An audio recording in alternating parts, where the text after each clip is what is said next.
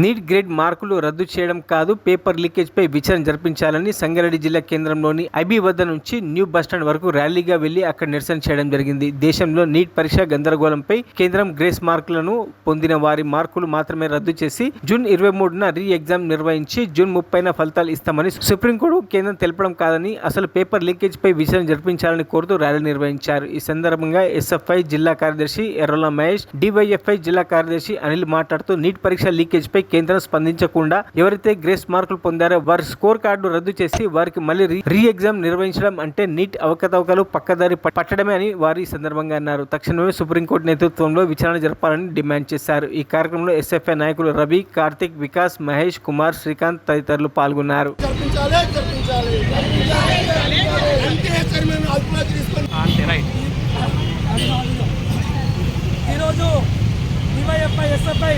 సంగారెడ్డి జిల్లా కమిటీ ఆధ్వర్యంలో ఈరోజు సంగారెడ్డి జిల్లాలో నీట్ ఎగ్జామ్ను వెంటనే రద్దు చేయాలి, ఏదైతే పేపర్ లీకేజ్ పాల్గొన్నటువంటి బృందాలను అరెస్టు చేయాలని చెప్పి ఈరోజు విద్యార్థి విద్యుల సంఘాల ఆధ్వర్యంలో ఈ కేంద్ర ప్రభుత్వాన్ని డిమాండ్ చేస్తున్నాం. గతంలో ఏ విధంగా అయితే రాష్ట్రాలు స్వయం ప్రతిపదిన ఎగ్జామ్ను నిర్వహిస్తూ దాన్ని కొనసాగించాలి, ఏదైతే టెస్టింగ్ ఏదైతే దీన్ని రద్దు చేయాలి. ఈ వైద్య విద్య నాణ్యత లేకున్నటువంటి వ్యక్తులను ఈరోజు వైద్య రంగంలోకి అనుమతించడం సరైన పద్ధతి కాదు. ఇది దేశానికి ప్రమాదకరమైన ఈరోజు మేము భావిస్తున్నాం.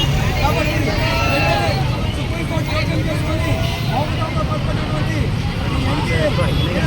సమస్యను పూర్తిగా సాధితంగా రద్దు చేసి నీట్ ఎగ్జామ్ను